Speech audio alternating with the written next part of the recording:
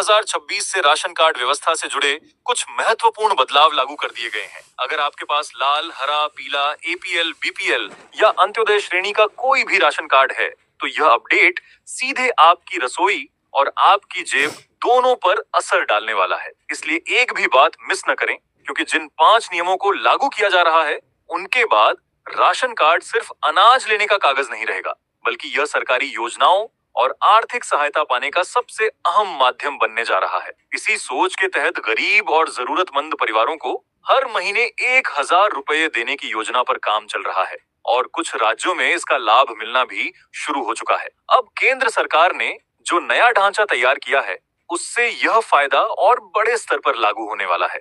इस घोषणा को बड़ा इसलिए माना जा रहा है क्योंकि पहली बार राशन कार्ड को एक साथ 5 सरकारी योजनाओं से जोड़कर ऐसा सिस्टम बनाया जा रहा है जिससे एक ही परिवार को कई तरह की सुविधाएं एक साथ मिलेंगी। इस समय यह खबर पूरे देश में तेजी से चर्चा का विषय बनी हुई है। गांव की चौपाल हो या शहर के बाजार, हर जगह इसी बदलाव को लेकर बातें हो रही हैं। वजह साफ है, मोदी सरकार नए साल के पहले ही दिन राशन कार्ड व्यवस्था में अब तक का सबसे बड़ा परिवर्तन करने जा रही है। तो वीडियो को अंत तक जरूर देखें और चैनल पर नए हैं तो चैनल को सब्सक्राइब जरूर कर लें और कमेंट्स में हमें यह जरूर बताएं कि आप ये वीडियो भारत में कहां से देख रहे हैं।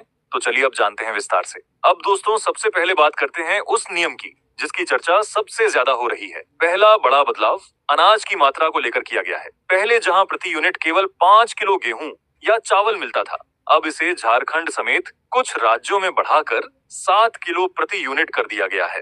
इसका सीधा मतलब यह है कि 4 सदस्यों वाले परिवार को पहले जहां 20 किलो अनाज मिलता था, अब उसे 28 किलो मिलेगा। महंगाई के इस दौर में यह फैसला करोड़ों परिवारों के लिए बड़ी राहत लेकर आया है, क्योंकि अनाज की कीमतों ने कमजोर परिवारों का बजट बिगाड़ दिया था।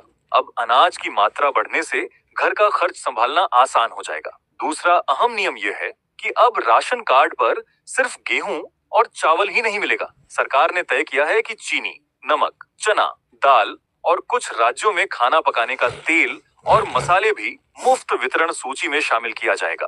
यानी अब घर के बुनियादी किराने की जिम्मेदारी भी सरकार के दायरे में आ रही है। इससे गरीब परिवारों को इन जरूरी चीजों के लिए अलग से पैसा खर्च नहीं करना पड़ेगा और उनकी रसोई का बोझ काफी हद तक हल्का हो जाएगा। अगला बड़ा नियम महिलाओं से जुड़ा हुआ है। जिन महिलाओं के नाम राशन कार्ड में दर्ज हैं, उनके बैंक खातों में हर महीने 1,000 रुपए तक की सीधी आर्थिक सहायता ट्रांसफर की जाएगी। कुछ राज्यों में यह व्यवस्था पहले से लागू है, लेकिन 2026 से इसे राशन कार्ड आधारित मॉडल के तहत पूरे देश में लागू करने की तैयारी है।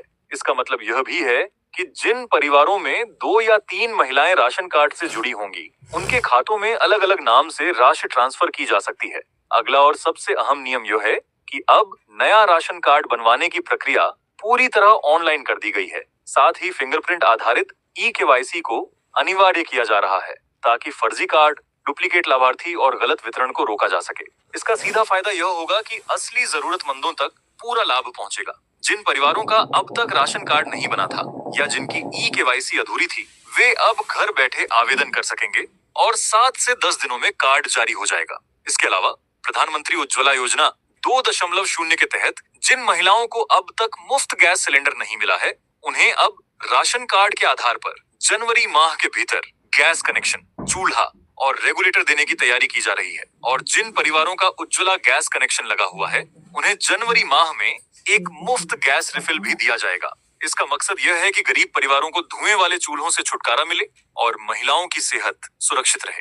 राशन कार्ड को इससे जोड़ने का कारण यही है कि गरीबी रेखा में दर्ज परिवारों तक लाभ सीधे और बिना देरी के पहुंचे। अब उन परिवारों की बात करें जिनके पास अभी तक राशन कार्ड नहीं है, उनके लिए भी चिंता की बात नहीं है, क्योंकि 1 जनवरी 2026 से नया पोर्टल, नई आवेदन प्रक्रिया और नया वेरिफिकेशन सिस्टम शुरू किया जा रहा है। इसमें आधार कार्ड, निवास प्रमाण पत्र और परिवार के सदस्यों की जानकारी देकर तुरंत आवेदन किया जा सकेगा। ई-केवाईसी पूरी होते ही राशन कार्ड स्वीकृत कर दिया जाएगा। सरकार ने यह भी साफ कर दिया है कि आने वाले समय में राशन कार्ड सिर्फ अनाज लेने का जरिया नहीं रहेगा, बल्कि यह भविष्य की सभी सरकारी योजनाओं का मुख्य पहचान पत्र बनने वाला है।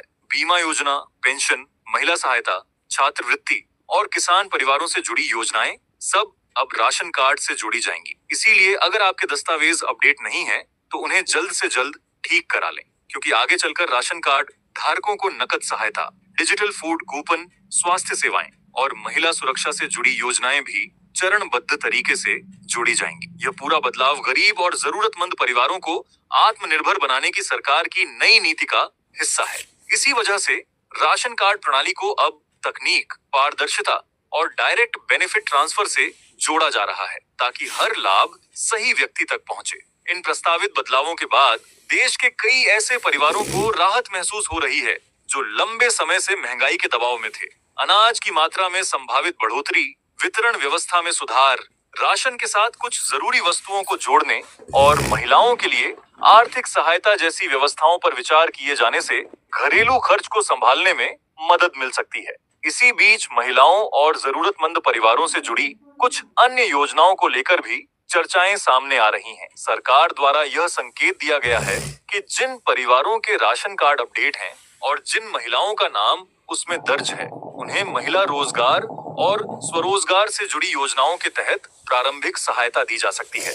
इसका उद्देश्य यह है कि महिलाएं छोटे स्तर पर कोई काम या स्वरोजगार शुरू कर सकें और उन्हें शुरुआती पूंजी की कमी का सामना न करना पड़े। कुछ राज्यों में इस तरह की योजनाएं पहले से लागू हैं और उनके अनुभवों के आधार पर इन्हें अन्य क्षेत्रों में भी विस्तार देने पर विचार किया जा रहा है। सरकार का फोकस केवल एक बार की सहायता तक सीमित नहीं है, बल्कि यह भी देखा जा रहा है कि यदि कोई महिला इस सहायता का सही उपयोग कर रोजगार को आगे बढ़ाती है, तो उसे भविष्य में अतिरिक्त सहायता, सब्सिडी या आसान शर्तों पर वित्तीय सहयोग मिल सके। इसका उद्देश्य महिलाओं को दीर्घकाल में आर्थिक रूप से सशक्त बनाना है, न कि केवल अस्थायी मदद देना। इसके साथ साथ जनधन योजना को लेकर भी यह स्पष्ट किया जा रहा है कि जिन लाभार्थियों के बैंक खाते सक्रिय हैं और जिनकी जानकारी राशन कार्ड जैसे दस्तावेजों से जुड़ी हुई है, उन्हें मिलने वाली विभिन्न सरकारी सहायता डायरेक्ट बेनिफिट ट्रांसफर (डीबीटी) के माध्यम से सीधे खाते में भेजी जाएगी। जिन लोगों का जनधन खाता अभी तक नहीं खुला है, उन्हें नजदीकी बैंक से संपर्क कर खाता खुलवाने की सलाह दी जा रही है, क्योंकि आने वाले समय में अधिकांश सरकारी लाभ इसी माध्यम से दिए जाएंगे। असंगठित क्षेत्र के श्रमिकों के लिए बनाए गए ई श्रम कार्ड को लेकर भी सरकार ने यह संकेत दिया है कि जिन श्रमिक परिवारों के पास ई श्रम कार्ड और राशन कार्ड दोनों मौजूद हैं, उन्हें भविष्य की कल्याण योजनाओं में प्राथमिकता दी जा सकती है। इनमें रोजगार से जुड़ी सहायता, बीमा, सुरक्षा और अन्य सामाजिक लाभ शामिल हो सकते हैं। कुछ राज्यों में जहां ऐसी योजनाएं पहले से लागू हैं, वहां इनके दायरे को और मजबूत करने पर विचार किया जा रहा है। सरकार का प्रयास यह है कि राशन कार्ड, जनधन खाता और ई श्रम कार्ड जैसी योजनाओं को आपस में जोड़कर एक ऐसा सिस्टम बनाया जाए जिसमें पात्र परिवारों को मिलने वाला हर लाभ पारदर्शी तरीके से और बिना किसी बिचौलिए के सीधे मिले। इसी वजह से यह चर्चा भी सामने आ रही है कि आने वाले वर्षों में राशन कार्ड को एक व्यापक पहचान दस्तावेज के रूप में इस्तेमाल किया जा सकता है, जिसके आधार पर अलग अलग सामाजिक और कल्याणकारी योजनाओं का लाभ दिया जाएगा। इसलिए यह समझना जरूरी है कि जो परिवार समय रहते अपने दस्तावेज अपडेट कर लेते हैं, ई-केवाईसी पूरी कर लेते हैं और संबंधित योजनाओं से जुड़ जाते हैं, वे भविष्य में मिलने वाली सुविधाओं के लिए बेहतर स्थिति में होंगे। हालांकि हर योजना की पात्रता, राशि और शर्तें अलग अलग होती हैं, इसलिए किसी भी अंतिम निष्कर्ष से पहले आधिकारिक नोटिफिकेशन और दिशा निर्देशों को देखना बेहद जरूरी है। तो दोस्तों, यही थी आज की जरूरी जानकारी। उम्मीद है आपको यह अपडेट समझ में आया होगा। आगे भी किसी बदलाव या आधिकारिक सूचना के आते ही हम आपको सबसे पहले बताएंगे।